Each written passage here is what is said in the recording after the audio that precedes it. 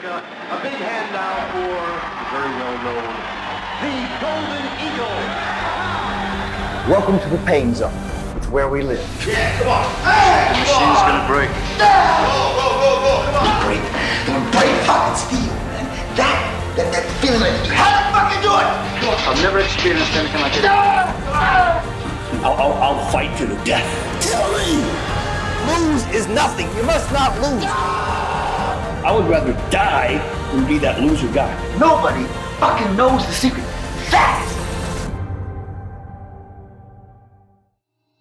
Some of the men that had the greatest impact on bodybuilding never won a Mr. Olympia title, but very few of these men had the profound influence that Tom Platz did. Before the Golden Eagle, there was never a shortage of big arms, shoulders, backs, or chests, but extreme leg mass had never existed, not until the arrival of Tom Platz, who went from being known as the kid with the skinny legs to sporting the best leg development in all of bodybuilding, earning the nickname Quadzilla. And when it came to workout intensity, nobody worked harder than him. He pushed sets to failure and beyond, far, far beyond, into the deepest depths of the pain zone, until he could barely move the weight. In the 80s, when he was in his competitive prime, Tom was the most popular bodybuilder in the world and hailed as the uncrowned Mr. Olympia and the People's Champion after a very controversial third place in the 1981 contest. And just when it seemed like he was at an arm's length from capturing the title the following year, the unexpected happened. This is the story of how Tom Platz almost dominated bodybuilding.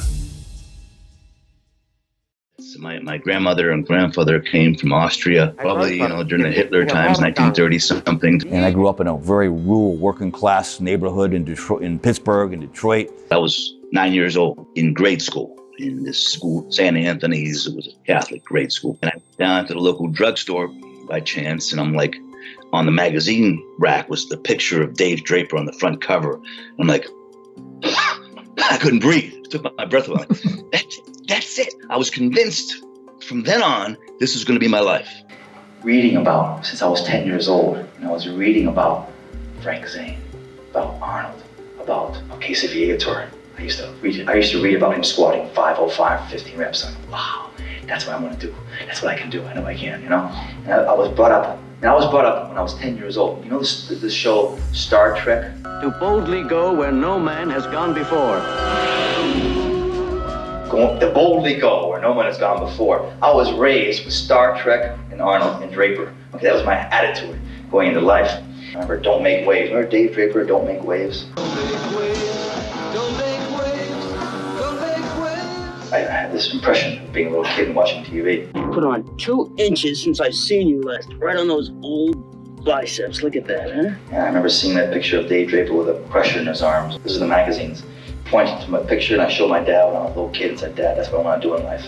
What a great job. I want that job. I showed my dad, when I grow up, this is what I want to do. He's like, give me the magazine, put her with me. Come on, kid, come on, son. And I wrote a letter, as a 9-year-old, I wrote a letter to Joe Weider. One of Joe Weider's writers, his staff, wrote back to me and said, Tom, we think you have potential. And he said, hey, Tom, one of the things I noticed about your physique, your upper body's quite good, but your legs need work. And I was in the basement working out, reading the Weider book. My dad would take me downstairs in the evening after dinner. We'd read the Weider training manual. It would say, okay, bench press. You put the bar in your hands, and I couldn't figure out why my elbows were hitting the floor. I didn't understand it was a bench press. And so my dad taught me how to lift weights when I was a little boy. In the old days, you were really, really weird if you lifted weights. To be a bodybuilder in Michigan, there was 3 of us, and you were either gay or weird or both. And my parents were at first sort of like, what is it now? Because I was into building big cars in my garage. I wanted to have the strongest street car. And I was into music, playing guitar. But I was never Eric Clapton. I could never play that good. Cars were so expensive. The cheapest thing to do was bodybuilding back then. And I could get into the gym. I could sneak into the gym and train. And the lifters liked my attitude. And they taught me how to squat. By that time, Tom had never done any leg work growing up. He also avoided squats because he was born with a lower back deformity and made squatting feel uncomfortable. Most of the time, he'd keep his leg workouts very short and with as little effort as possible. He was known around the local area and in high school as having very skinny legs in comparison to the rest of his body. I always had skinny legs. I'm known for the leg trip, but I always had skinny legs. but his legs were truly made and sculpted in Armento's gym. There, the young weightlifter learned under the tutelage of hardcore trainers. Norbert Szymanski, gold medalist in the Olympic Games, was taught me when I was 12. When I went into the gym, they're like, "What are you doing in here? You shouldn't even be in here. Get out of here, kid. Tell you what, we'll work with you if you get a pair of lifting shoes. Go ahead. Where are you gonna buy a pair of lifting shoes in 1970, you know? Can't go online yet." Okay, so I went to a sporting goods store and the guy came out and he happened to have a squat shoe in my size. And my mother gave me $100 and they cost almost $100. My mother still remembers this. She almost killed me that day. I went back to the gym and said, "Okay, I'm ready. Teach me. I want to learn." Imagine I'm a 12-year-old kid here and these weightlifters are 230, 250, 300 plus. And they taught me that the squat rack is like the altar. I mean, this is where life and death take place. They gave me the right attitude towards the training. The weightlifters would say, "Yeah, that's good." And I could see them nod and I wanted to please them. And I was 12 years old, and by the time I was 15, I was doing 5 plates and having fun. And I can remember going up to where I was getting ready to go to college. And my dad was a retired colonel in the Army. My father's like, "You're going to college, you're getting your degrees, at least a master's degree, and that's it. Then you can go to California. You got it, son?" I'm like, "Yes, sir. Thank you, sir." And I remember I had the opportunity to go to Princeton. I looked at my dad and said, "Dad, that's not within my plan for my life." It was okay, whatever you decide. When I was in college, it was nothing but training. I wanted to be the next Arnold, that's all I knew, right? Arnold had a book, just came out. It was a big, long line, and I'm in the back of the line going, "Wow, I want to get a chance to see this guy." And they must have told him about me being the local guy or something, you know. He goes, "Hey, the orange coat, come here." I'm like, "Me?" And Arnold said, "What's your career concept? What do you want to do with your life?" I go, "I want to come out to California and train with you after graduation." He blew me off like, "Yeah, right, kid." When I started competing a little bit here and there, some small powerlifting contests, my parents went to the contest and supported me. When I went to the Teenage Mr. America, I'm like, "Wow, the Teenage Mr. America, I want to go." My dad said, "Okay, I'll take you. I'll go fly with you." I'm a teenager, I'm a young kid living at home. At age 19, Tom took second place in this contest. And the following year, he'd won the Mr. Michigan event. Remarkably, he also won the 1975 Michigan Senior State Powerlifting Championships with the following lifts: squat, 550 pounds, deadlift, 630 pounds, bench press, 365 pounds. Through those early college years, I would win, I won a powerlifting contest, many powerlifting contests, and I get a pat on the back and go home, put my trophy on the mantle. I'm like, that's it? That's it? Unsatisfied with the lack of challenge from powerlifting competitions, young Tom decided to throw himself into bodybuilding, starting his first cycle at age 20. I trained till I was just about 20 years old before I took my first steroid, and back then they were even more controversial than they are now because not everybody took steroids. I competed about 2 Mr. Michigans at that point without drugs. I was just about to enter my first Mr. America contest, and I decided that it was time to do it. Tom was one of the very few honest and transparent bodybuilders about his steroid use at a time when it was way more controversial, often discussing it openly in his seminars. Well, I would say the reason I started taking steroids is I got tired of placing second. I played second all the time, and the first place winner always had this saran wrap finish, a drug look. I decided that this is very important to me, and I felt that I would undertake certain risks and pursue steroid therapy, and I did for about a decade. What I would take is what the girls took years ago. Every Olympia that I competed in, I think I spent almost $300. He even hosted a show where he interviewed some of the biggest names in bodybuilding about the details of their steroid use. Guys like Ronnie Coleman, Aaron Baker, Chris Cormier, and Paul Dillette. Most of them chose to hide their identity, but to the average bodybuilding fan, they were easily identifiable, except for Lee Priest, who chose to show his face. At the age of 20, Tom competed in the 1976 AAU Mr. America held in Philadelphia and weighed a massive 200 pounds at 5'7", where he took third in the short class and failed to capture the contest's best legs. The 1977 AAU Mr. America featured a great lineup of bodybuilders vying to win the biggest title in amateur bodybuilding. Tom placed second and won the contest's best legs. The 1987 Mr. America was an absolute shocker. As the prejudging got underway, the 21-year-old prodigy Ron Teufel was pushed to the limit by the radically improved Tom Platz in the short class. Over the last 2 years, Tom had tasted bitter defeat from the younger Ron, but this year was a different story. Always displaying superior leg development, Tom had miraculously added pounds of muscle to his upper body to challenge Ron, who won by a slim 4-3 decision from the judges. Tom was once again out of the race this year, or so it seemed.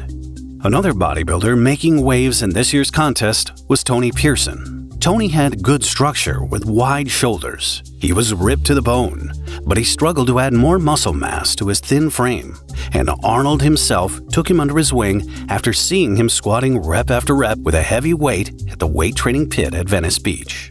In the medium height class, Tony beat out a tough field of some of the 20 top amateur bodybuilders in the country. In the tall class, a big but decidedly smooth Manuel Perry repeated his class win from 1977 over a pretty competitive lineup. As Ron, Tony, and Manuel lined up for the overall decision, Ron was confident that the Mr. America title would be his. Tony was more ripped than any of the other class winners, but he lacked calf development and wasn't as thickly developed as the massive Ron. Eventually, and to the shock of everyone, the new overall Mr. America winner was Tony Pearson. However, the contest wasn't over just yet. Even though Tony had won the overall title, the team for the IFBB Mr. Universe still was yet to be decided, since the Mr. Universe would be held in weight classes instead of the height classes that were judged in the Mr. America contest. There was still more judging to be decided. Fearing that the same group of judges would be deciding the team for the Mr. Universe, Ron Teufel packed up his belongings and left the auditorium. When the medium class for the Universe team walked on stage, Tony was expecting a rematch with Ron, but was surprised to see the massive Tom Platz in his place instead. Now, with a different set of judges, the new judging panel appreciated the new muscle mass that Tom had added to his upper body along with his incredible legs and chose him over Tony to represent the American team at the IFBB Mr. Universe. And just like that, Tom won the pose down, beating Tony Pearson only 10 minutes after he won the Mr. America. Oh my God, Joe Weider's on the phone, inviting me out to photo shoots in California. I'm like, this is Hollywood. This is what I'm looking for. I'm going to California and I'm going to train with Arnold, and that's my goal in my life, and I can do this. I know that. I have to do this. There's no question. Hi, I'm Tom Platz. Welcome to Hollywood, California. I moved out to California. I moved out in 1978 with $50 and a plane ticket, and that's all I had to my name. I lived with 25 people across the street from the gym, and I dreamed, and I every day, and I still do about winning Mr. Olympia. We all went to Gold's Gym like anointed zombies. Anointed zombies. We didn't care about the money. All we wanted to do was train together in the same gym. The fitness industry back in 1977 was 15 people. 10 guys, 5 girls. That was the fitness industry. When Tom first arrived in LA, he discovered that the squat rack was hidden in the back of the gym, collecting dust. Even in bodybuilding's mecca, he encountered the same knocks against the squat that he had heard as a teen. It will thicken your waist, widen your butt, and throw off your entire physique. He paid no attention to the comments and went to work.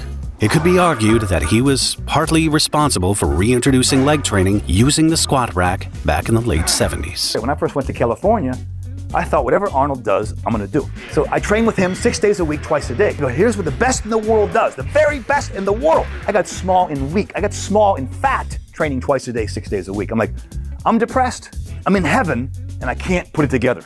I took 3 weeks off. And I'm new to Gold's Gym. Joe Gold's bugging me to pay membership, and I don't have any money, okay? Joe goes, you gotta pay for membership pretty soon, Tom. I'm like, I don't have any money yet, Joe. Can you wait till after the Mr. Universe? He goes, okay. I went back to the gym after 3 weeks off, and I'm bigger, and I'm stronger. I'm picking up big dumbbells, 180-pound dumbbells, back on my 90 kilogram dumbbells. I realized I can't train 6 days a week, twice a day. I can train 3 and 4 days a week. That's the secret for me. Having trained with Arnold to diminishing returns, Tom began experimenting with different workout styles, eventually settling on a unique, though barbaric system. While some of his contemporaries sought to mimic the typical high-volume training approach, and others copied the Arthur Jones and Mike Mentzer high-intensity approach, Tom described his unique training style as high-volume and high-intensity. During his prime, it was common for him to train using heavy weights and high reps for both upper and lower body. Journalists even recorded his use of time sets. He doesn't do sets. He just does reps after reps after reps. Yeah. You know, to half reps, then quarter reps, then baby reps, as he calls them. So you'd end up like he was leaning way back doing, you know, like pull downs to the front. Yeah. You're having a hell of a tricep workout whilst you're helping him. He often told others that he trained on instinct, which helps him explain why his rep ranges shifted anywhere from 5 to 50 on a given exercise. After making a strong impression at Gold's Gym, Tom moved on from the AAU and took his massive defined physique to the IFBB stage. He stole the show at the 1978 World Amateur Championships and crowned a year of frustration by winning the Mr. Universe middleweight class and earning his pro card. Despite the triumph, he didn't see a future in the sport and wasn't convinced bodybuilding was a livelihood. Joe Gold, the owner of Gold's Gym, said, "You know, you have to pay for a membership pretty soon, Tom." I'm like, "Oh, Joe, look, I don't have any money." I didn't. I was a broke bodybuilder, like most guys. He goes, "After the Mr. Universe, we'll talk." I won the Universe, and I came back after the Acapulco Mr. Universe. But Joe Gold said, "Tom, come here." I'm like, "Oh, no, he wants some money." I'm like, "Oh, God, what am I going to do?" And he goes, "Welcome to the club." He called Arnold up. He called Frank Zane. He says, "Tom's one of us. He never pays for nothing, ever." And I walked in that gym, any kind of clothes I wanted, anything I wanted was mine. I was considering going and getting a job teaching after the Mr. Universe contest in 1978. I was at work, I was broke. I was handing out beach towels on the beach. And Zane took me aside. Zane said, "Tom, wait. I'm teaching right now at Santa Monica High School." He goes, "The opportunities that come to you, it's gonna come. Wait 2 months before the magazine comes out. The phone's gonna start ringing. Promoters around the country are gonna start calling you. I guarantee you. You have the leg thing going on. That's the thing that you should market your legs." I'm like, "Frank, you think so?" I didn't know. He goes, "Yeah, you have something we don't all have." Okay. He said to me, "Here's what you do. Here's how much you should charge for the seminar and the exhibition. Here's what you should tell them as far as getting half in advance." He taught me how to book my own show. So sure enough, I was starving, figuring out how to eat tuna for the next 2 months, you know? And all of a sudden the phone started ringing. Promoters around the country started calling me, and I'm like, wow. Tom anxiously embraced his professional status, booking seminars and posing exhibitions all over the United States and around the world. He even released a leg training manual to capitalize on his most famous body part. Although Tom was happy with his status as Mr. Legs, he desperately wanted the respect of the judges and to move up in the rankings at the Mr. Olympia. And in '79, I was eligible to compete in the Mr. Olympia. I was like, do I deserve to be here with all the guys that are my heroes and my mentor figures? I wasn't ready to be a new pro yet. I was like insecure. As soon as Tom arrived as a new pro in 1979, the bodybuilding world was both shocked at the amazing lower body he displayed and immediately awakened to a new possibility of what could be achieved. But with a strong lineup that consisted of 15 competitors, the largest ever up until that point, and with tough competition, the rookie pro placed 8th in the under 200 pounds division. Undeterred, Tom was determined to come back and rank higher next year, but he and the entire bodybuilding scene were in for the biggest controversy in the sport's history so far. But I'm going over to the 80 Olympia in Australia. I'm on the plane, a long plane ride from LA. Somebody gave me a book to read, Jonathan Livingston's Seagull. And I thought, maybe something to do with the seagull, the golden seagull. I think that doesn't work. And then I came back home and I was redoing my marketing, my mail order pages. And my dad said, "How about the golden eagle?" I said, "I think that's it." Depending on who you ask, the 1980 Mr. Olympia contest, staged in Sydney, Australia, is either the most controversial in the event's history or a close second to 1981. The contention centered on the participation of Arnold Schwarzenegger, who had announced his retirement from competition in 1975 after winning 6 consecutive Mr. Olympia titles. "I'm retiring from bodybuilding competition. I only stopped competing, but I'm not stopping bodybuilding. It's the greatest sport. Thank you." Starring in Conan the Barbarian required Arnold to transform his body from a lean young warrior of about 215 pounds to a full-bodied, robust king of about 230 pounds.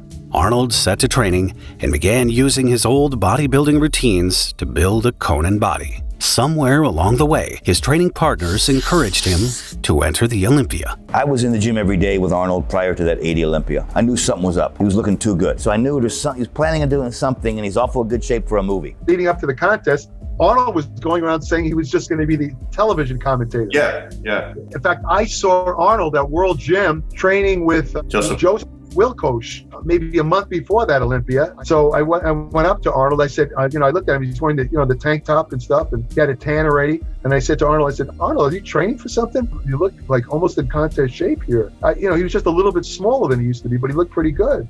Seemingly only in Sydney to do commentary for CBS TV, Arnold stunned the bodybuilding world on the eve of the contest by declaring that he was returning to competition in pursuit of a 7th title. So Boyer told me that they're at this meeting and Arnold walks in, and that shocked most people because people didn't expect Arnold to be competing because he didn't announce it at all. He didn't sign for the contest earlier. He just came into the meeting. Yeah. So everybody's like freaking out about that. But since 1975 or 74, the Mr. Olympia was held with the under 200 and the over 200 pound class. That's right. That's right. And then Boyer Coe and a few other guys told Ben Weider, we should just have one class. 15 out of 16 guys agreed except for Arnold. Arnold was the only one who wanted 2 classes. So Boyer stood up and he said, you're the only one here that wants to have 2 classes. Why don't you tell us what's the reason? Why do you want to have 2 classes? And he said, Boyer, why don't you act like a man? So Mike Mentzer got pissed off and he stood up for Boyer. So then he goes, shut up, Mentzer. He goes, everybody knows you lost the Olympia last year because you let your stomach hang out. So that was it. He got pissed off and he ran toward Arnold and he pointed his finger at him. There was going to be a fight. And then I guess Bill Pearl and Ben Weider broke it up. There was always tension between Mike and Arnold. There was tension between those two, always. Because Mike would say, you don't need to train 6 days a week, twice a day like Arnold does. You only need to train 2 or 3 times a week. Arnold doesn't like to lose. Arnold doesn't like being criticized. I remember that, it was my 2nd Olympia, and I'm backstage, and I'm like, I'm in my 2nd Olympia, and these 2 guys are going to fight each other. I'm like, oh my God, I can't handle this. I'm like, get away from me. And I was like, dismissing. I'm like, I'm going to go over here and warm up, okay? 1980 was another disappointing year for Tom, as he watched in despair from the sidelines as the top 6 athletes were called out for the pose down, and his name was not called. You saw that movie, The Comeback, right? The one they focused only on Arnold and Tom Platz in that movie. For some reason, I guess they thought that Platz would be like Arnold's biggest competitor. Or maybe the other competitors didn't want anything to do with it. I mean, it turns out that Platz wasn't even close to being on. No, he was only 9th. He placed 9th in the contest that Arnold ended up winning, a decision that caused an uproar within the bodybuilding community. He's one of the greatest bodybuilders of all time entering the Olympia after a 5-year layoff. It's hard for him not to win. Granted, all of the judges were his buddies, his friends. Watching the video doesn't looks like he could win the show. I honestly believe that. That night I felt otherwise. After watching the video, I said, well, whatever. Only 1 month after the Sydney fiasco, Tom came so close to winning the professional Mr. Universe contest, but placed a disappointing 2nd to Joseph Wilkosh, also regarded as a very good friend and training partner of Arnold, who promoted the show. By that point, Tom was more determined than ever to bring his best physique to the big stage. But he and the rest of the competitors were in for a very unpleasant surprise the following year. In the aftermath of the 1980 Mr. Olympia, better known as the Sydney Affair, the rumors of the contest being fixed had surfaced throughout the bodybuilding magazines. As a result, many top bodybuilders proposed a boycott, including Boyer Coe and Frank Zane, who decided to sit out the 1981 Mr. Olympia, and Mike Mentzer, who quit bodybuilding altogether in protest, and they strongly encouraged all the other top bodybuilders to follow their lead. The prevailing rumor was that Franco Columbu was going to enter the 1981 Mr. Olympia, with his best friend Arnold again promoting the biggest contest in bodybuilding. Franco competed in his first Mr. Olympia back in 1972, finishing 5th behind Arnold, Sergio Oliva, Serge Nubret, and Frank Zane. But Franco was never one to be satisfied by just being on stage. He needed to excel. That drive helped him climb up to the runner-up spot at the Olympia in 1973, and he won the new under 200 pounds division in 74 and 75. But like many greats of the day, he just couldn't claw his way past Arnold, who was an immovable presence at the top of the overall podium throughout the early 70s. But then it happened. Arnold stepped away from bodybuilding in 1976, leaving the Mr. Olympia crown wide open. Though there was still stiff competition like Frank Zane, Ed Corney, Ken Waller, and Mike Katz that year, none of them could match Franco's dense musculature and disciplined conditioning. The Sardinian strongman finally walked away with his long-awaited win and established himself as a force in the sport. But what could have potentially been the start of a long reign as Mr. Olympia ended the next year when Colombo competed in the first ever World's Strongest Man contest. He and Lou Ferrigno represented the bodybuilders and squared off against powerlifters and a multitude of other athletes. During a loaded carry race, in which contestants strapped a fridge to their backs, Franco's leg buckled, and he ended up either tearing or straining every tendon and ligament in his left knee. They say it's broken, but I know it's not broken. With such injury, it would be a miracle if Franco could even stand on stage again, let alone win a contest the caliber of the Mr. Olympia. The doctors had told Franco that his bodybuilding career was over. If he was lucky, he might be able to walk again after years of therapy. Heavy leg exercises like squats were going to be a thing of the past, and stepping on stage to compete again was a pipe dream. Franco laughed at the doctors and rigorously engaged in his own therapy program.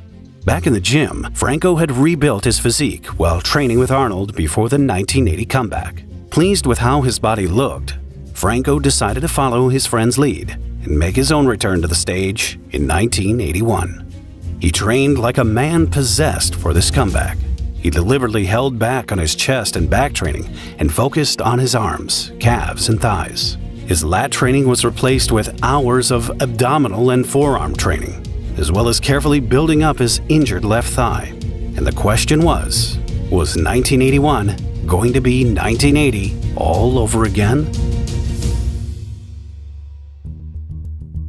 Coming into the 1981 Olympia, Tom was 26, a middling pro, noted as much for his lack of upper body mass as his outstanding legs. But that summer, he had pushed his workouts into new realms of torture and made one of the most dramatic one-year transformations in the history of bodybuilding. At a peeled 225 pounds, 30 more than the previous year, not only was his upper body catching up to the previous high standards of his legs were also traveling where none had gone before. 1981 was a do-or-die year for Tom. After his defeat to Wilcox, Tom resolved to completely transform his physique and shock the world at this year's contest. He was seen doing repetition squats with 600 pounds at Gold's Gym. Tom would psych himself up with self-hypnosis. He would see himself squatting with 800 pounds, doing dips with 200 pounds strapped to his waist. One mental trick he used was to wear long socks to fool himself into thinking he was shorter than he was. And if you're really short, it means you don't have that far down to go, which meant he got to lift extra weight. His ex-girlfriend was also training at the same gym as him. 1981, 4 months to go for the Mr. Olympia. My fiance left me for my training partner. I was so hurt and so baffled that this girl could do this to me. I went to the gym and my ex-training partner and my ex-fiance were kissy face, huggy bear in the gym, and I'm there at the same time with me. I decided to take all that energy and put it into the gym. Squeeze it. Could do a break. The break fucking feel, man. That feeling like how the fuck you doing? I just opened the door to the Gold's Gym that year and boom, everything would work. It was a magical year. Any exercise I did was, wow, mind-blowing. And I would train like every day. Every day looked better and better. I'm in the mirror, I'm scared of myself in the mirror.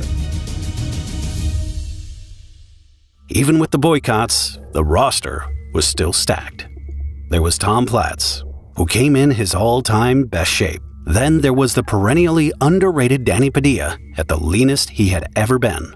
Rounding out the favorites were potential challengers like Chris Dickerson, Roy Callender, and Jessup Wilcox. Coming back to the 1981 Mr. Olympia after a prolonged absence, never mind a career-threatening injury, was a big task. But in typical Franco form, he touted a massive upper body that looked like a throwback to his 1976 Olympia-winning physique. His lower body, however, was almost non-existent by the standards of an elite bodybuilding competition. His legs were way out of proportion. His calves were still impressive, but his poor quads could not keep pace with his award-winning upper body. The thighs had come up in size from their atrophied state, but the separation and definition, always a struggle for him, were non-existent on stage. Adding to this problem was a very distracting case of gyno on one of his nipples, and amplifying the weaknesses in Franco's body was the strength of the hungry competition. Not wanting to pass up the opportunity for another shot at the contest that many people thought he should have won a year earlier, Chris Dickerson ignored the boycott and came in peak condition despite the lack of impressive thickness and mass that he demonstrated in Australia a year ago. His legs were still one of the best on stage, with complete development in the quads and outstanding calves. His physique was one of balance and symmetry, and the judges usually loved the package that Chris brought to the stage. Roy Callender was in the shape of his life, and he knew it. Always one of the thickest and most massive bodybuilders in the world. Roy was more ripped than ever before, and he was ready to pull off a major upset. Even though all the competitors were supposed to stay relaxed, Big Roy could not resist extending one of his massive thighs forward and proudly showing off the incredible quad separation. One of the biggest surprises of the contest was a shredded and ripped Danny Padilla. Danny was almost unrecognizable, as his genetically perfect body seemed completely devoid of fat. He dieted for this show like he had never dieted before. It was hard to believe it was the same Danny who had once devoured 24 donuts the night before a contest and had actually chewed gum on stage, as he easily won the 1977 AFAB Mr. America show. This year, however, his face was so gaunt, as the skin tightly stretched over his fat-free cheekbones, that the audience had to look closely to make sure this really was the giant killer in the flesh. The real surprise of the show, however, was none other than Tom Platz. As he stepped on stage, the audience gasped. Not since the appearance of the mythical Sergio Oliva had the audience witnessed such a marvel of mass and thickness. His famous legs looked remarkably even more massive, as the individual heads of the quadriceps each stood out as thick slabs of beef. However, it was his upper body that had the audience in shock. Tom looked like he had added at least 15 pounds of beef above the waist since his disappointing 9th place finish a year ago. His pecs were massive and full, and his thick, wide lats were among the best on stage. Tom's thick-as-a-brick abs highlighted his amazing condition to a delighted capacity crowd. It wouldn't be hyperbole to say that his massive physique blew every other competitor off the stage the moment he arrived. By the end of the prejudging, the majority of the crowd had Platz, Callender, and Padilla at the top of the roster. Dickerson, for all his balance and symmetry, seemed to be overwhelmed by the size and impressiveness of the new mass monsters. Franco, despite all his confidence and courage, could not realistically be higher than 5th, with 0 separation in his legs. After all, how could anyone win the Mr. Olympia title while missing a major muscle group? They're going through the mandatories. They asked for the ab thigh pose. So Franco's got those great abs. He's sitting his abs and he's twisting his leg this way, that way. He couldn't get one line in his legs. And Platz is just smiling. And the crowd's digging, they're laughing. And Platz hits his abs and he puts that leg out. Boom! Striations everywhere. I mean, that was it. Franco was dead right there. Now the stage was set for one of the most exciting and controversial Mr. Olympia contests ever. And the question was, would the controversy and dark cloud of the Sydney affair resurface 1 year later in Columbus, Ohio? After the debacle of last year, there was palpable tension as the final judging began. First came the announcement that Joseph Wilkos was awarded 6th place. The current professional Mr. Universe winner was making his Olympia debut at this contest and was in very good shape, so everyone was expecting this place, and there was no surprise and just mild applause from an anxious audience. But then fan favorite Padilla was called for 5th. The boos poured down from the stands, forcing the announcer to wait for calm to return to the auditorium. When Roy Callender's name bellowed through the building for 4th place, it dawned on everyone that Franco had somehow reached the top 3, and everyone started screaming expletives at the judges, and the booing reached an even higher level. The hostility in the room reached a crescendo when Tom Platz learned his fate as a 3rd place finisher. Most of the audience sprung to their feet booing and screaming at the top of their lungs at the absurdity of the decision. And when it came time to announce the second place winner, Chris Dickerson found himself reliving the events of last year. At this point, people were actually starting to throw objects. Coins bounced off the edge of the stage onto the judges' table as Ben Weider raised Franco's arms overhead in victory. Arnold and Joe Weider dared not walk on the stage and into the frenzied mob of screaming fans. Joe Weider and Arnold didn't come out and hold his hand up. Joe Weider wouldn't go up there. I think he left, and he was really upset. I think it was Ben Weider and one of the sponsors. If you look at Arnold, didn't go out there either. Pictures with Arnold and Franco and the trophy were taken backstage. That was kind of a smart move on his part. And an oblivious Franco didn't seem affected at all by the booing from the audience. To his mind, he deserved the title, and there was no controversy at all. Well, I feel like I should have won. Okay, I'll admit I raised Franco's hand and I said congratulations. But I also admit when I went back to the dressing room was where I punched the wall and, got pissed off at the guy. I didn't think it was appropriate to go out and call the judges facts. I didn't feel that was right because I was willing to get risk. But I felt it was appropriate to shake his hand at the time, and that's the way it happened, what reason it happened. I just felt that I had to continue from where I was, and I felt I was in a lofty position, being third place, and I could capitalize upon that win, as I saw it. After the fallout of the controversial Olympia, no one came out looking better than Tom. Refusing to comment negatively on his placing, he acknowledged the positive contributions that both Arnold and Franco had made to the sport of bodybuilding. I had the option, a split-second decision. Should I punch Franco in the face? Should I walk off stage with the rest of the guys? Should I congratulate him? And for some reason, God put it in my head, go over and say, congratulate Franco. Not that I'm that great of a sportsman, it felt like it was the right thing to do at that time. Parlaying his uncrowned Mr. Olympia title into dollars, Tom traveled the world as the most popular bodybuilder on the planet over the next year. With each appearance, he seemed to get larger and more developed. Surely, he was on his way to a certain victory at the 1982 Mr. Olympia. Or was he? In 81 Olympia came along, all of a sudden I was lofted into third place that year. But that was my year. All of a sudden I'm doing more exhibitions than ever, traveling to every country in the world, making more money as a bodybuilder, more money for something I enjoyed, had a passion for doing, than I could ever dream of. It was like, wow, I don't need to eat, I don't need to sleep, I can blast through time zones, who cares? I'm training for Olympia. Olympia's mine this year, 82 Olympia in London. About 3 weeks before the show, on my arm, I was training for the show under those conditions. Like, it's too much intensity. My arm tore, bicep actually ruptured and pulled off the bone. Okay, I got a little sloppy, I was a little tired, my nutrition wasn't that good, probably the water variation was upset from traveling a lot. 2 weeks to go, I can't use my bicep at all. So I called Mike Mentzer. I said, Mike, show me how to use these stupid Nautilus machines where you don't have to use your biceps. You can sort of, do pullovers like this without your biceps. Mike was kind of sat down with me in the gym. He goes, he showed me everything I could do in the gym without using my biceps. But went to the 82 Olympia in London. He's starting to roll up. I could hide it perfectly. Nobody knew it happened, but I made the mistake of telling somebody. I told Arnold, and Arnold told the judge, and this judge told that judge. So when I went on stage, Tom, can you walk forward, please? Can you show me your left bicep? Oh my God. Okay, it's over. And the first award goes to the man in 6th place, Tom Platz, USA.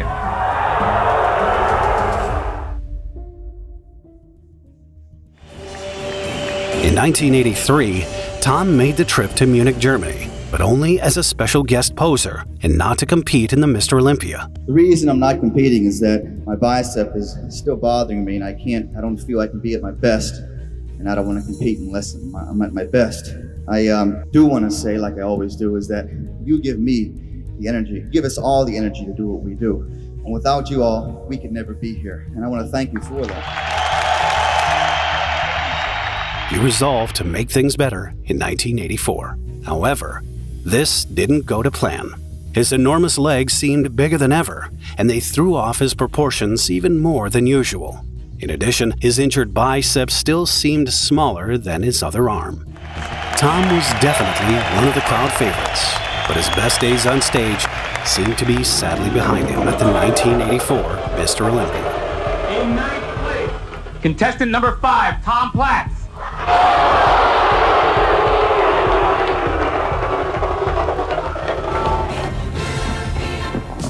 With the prize money being $100,000, The 1985 Mr. Olympia was not a $1,000 gig anymore. It was a prestigious contest that gathered the very best of bodybuilders around the world. With a new record of 24 competitors, the rising star Lee Haney winning the previous year, and guys like Albert Beckles, Muhammad Makawi, and Rich Gaspari, the competition was too tough for Tom with his enduring injury. He placed 7th, which was an improvement for last year, and it was evident that his bodybuilding career was coming to an end. Hi, welcome to the 22nd Mr. Olympia event. It's the most thrilling moment of your entire life. 86 Olympia. I placed my lowest, but I was able to go out there. I was able to walk to the front of the stage. People look at me, your eyes opened up. Everybody in the audience stood up and yelled something, I don't know what, and they yelled with their arms up, and nobody was on the earth. It was the most incredible, the most meaningful experience ever in my life. This is how the late journalist Peter McGuff, who attended the 86 Mr. Olympia, described Tom's showing that night in one of his articles. During the prejudging, every Platz movement threatened the foundations of the Veterans Memorial Auditorium. And when it came to the evening posing round, sheer hysteria took over. Coming out to the familiar refrain of Ride Like the Wind, Tom, after a minute, went into his kneeling thinker's pose, whereupon the music changed to the gutsy thump of the Beatles' Twist and Shout. With the guttural tones of John Lennon screeching away, Eaglemania took over from Beatlemania as Tom jumped from the podium right to the edge of the stage, hitting the audience with every pose in the book and a few that weren't. After 3 encores, this wasn't a guest spot, remember, it was a contest. The Eagle glided off, leaving a satiated audience gasping for breath. I've never seen or heard anything like it. Despite getting by far the most riotous reception of the night, Tom eventually finished 11th. And at that point, everyone was unaware it would be his last Mr. Olympia contest. In 1987, Tom would attempt to gain a top 3 placing at the Detroit Pro Championships to qualify for that year's Olympia. However, he finished 6th in a contest won by Mike Ashley. And just like that, the career of one of the most intense and charismatic bodybuilders ever was over. There was a time when you get real depressed, when you lose something that was so important to you. And it was a personal choice, but it's time to get out. Nobody said retire. I chose to retire. But it was time. Every decade, a new generation of guys come up, and like, it's time to get out. I could not do what I do if it wasn't for me getting the energy from you. I just want to say thank you for giving me the energy. I mean, I can be, feeling sort of out of it, sort of tired. When you get up here, it's all of a sudden something happens inside you. Mr. Lex, Tom Platz. And in a way, it's like my religion. This is what kept me alive. The gym always saves you. You notice that? The iron always saves you. In bodybuilding, you can't think about the money. You think about the heart, the passion, the love, the commitment, and the energy you're willing to put into it. That close to death, even willing to die to get it. When I was a little kid, I promised myself that I would never leave the gym a loser. You fucking promised yourself to be the best fucking person you can be. That is what makes you train. That is what makes us grow. Nobody fucking knows the secret. That